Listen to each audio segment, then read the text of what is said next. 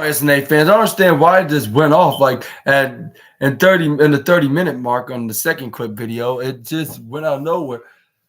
Like I don't understand. Like it usually would have lasted until 50 minutes to an hour. Like I understand what's wrong with that video, but hopefully this stays on for a while until the very end of my review, and then it won't go off unless I say it can go off. But yeah, back to the review video on the AEW collision review.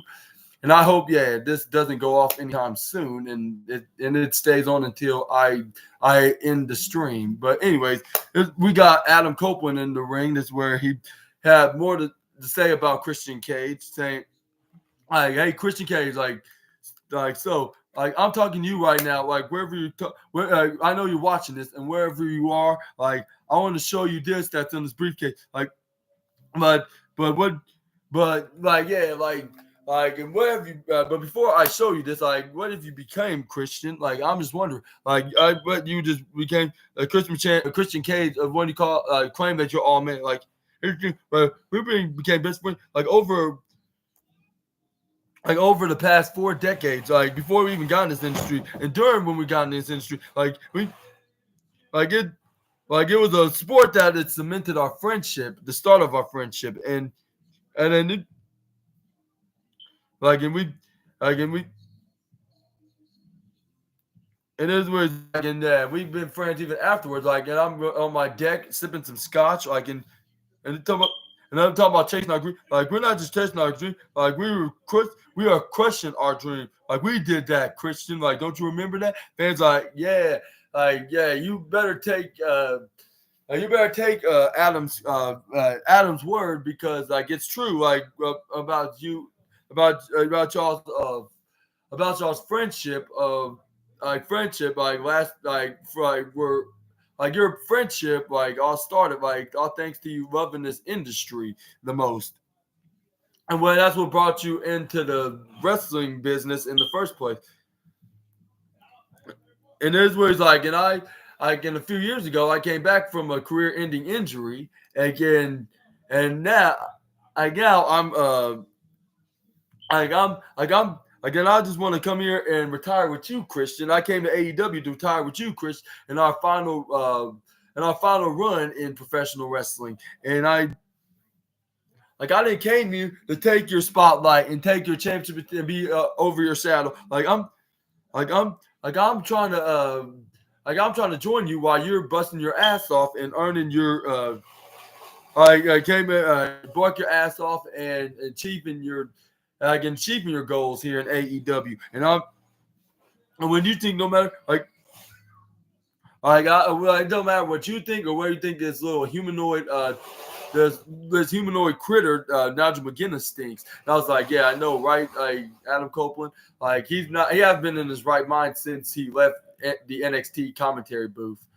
But anyways, this is where Adam Copeland then went still was face to face on the camera. Lindsay's like, yeah, that's fine, Christian, that's fine. Like, yeah, like you want to change all that, like you. I guess I feel and I get like I failed you, like I get, but I don't accept failure, like in my world, I'm gonna pick myself up, I dust myself off, and I walk forward, like and always forward, and I'm stronger and better for it. Like I need to get back, like I need to earn my championship, like in one shot, like and I can never go, like and I'm gonna get that championship gold, and I'm gonna earn it. Like I got tired of like when I did what I did, like without the patriarchy, like it took me out, like with a concerto, like yeah, like a move that we created, like when I created the move that we created together, like and I was supposed to get another shot at your championship sooner, but you decided to take me out with the move that we both created, which that's none other than the concerto. That's what he said. Yeah, like and like what you see that, and he's like yeah, that's very ironic, but like, and then since I've been out of action from that concerto, I had a phone call. Like, yeah, like I had a from a man in the past, like who remind me like, oh, who's that guy I am, and they call me called me like and reminded me on who exactly the rated R superstar who the rated R superstar really is. Like, and I took some. And I took some cues from another fellow sociopath, in my past, and from the past couple of decades with, and they, they create and I went up to again and I got something creative for me. Like, and this same person created the Genesis weapon, his famous Genesis what's that Genesis weapon? Which I was thinking, is he referring to the Monster Abyss? Because he said like this man they talked to, like he helped him made a weapon. Like he's well famously known as the Genesis weapon, like the Genesis nailed what's that bar? Like I was like, wait, is he referencing the Monster Abyss? Like I did not know he knows him like that. But he's like, no, like silly. Like he's talking about another psychotic hardcore wrestler that has a weapon similar to that. And then this is where he finally opened the briefcase that said Spike on there, the rectangular shape. This is where he took something out of there, like some kind of object, some spiky object right off of it. And guess what? You know what it was? It was a nailed board. Yeah, which it had. It was a metal board, I should say. It was a metal board with nails stuck inside it, like or stuck on right upon it, I should say. And this is where he was like, here she is. This is Janice, and then she want to take a bite out of your like she wanna like she's and he said like yeah like she's hungry Janice is hungry, and she wanted to take a bite out of your bony ass like and what is he's like in that phone call again he said like in that phone call from Mrs. what he said from Mrs.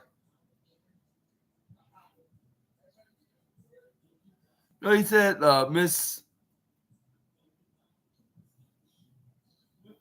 Mrs. Foley, that's what he said. Yeah, obviously, of course.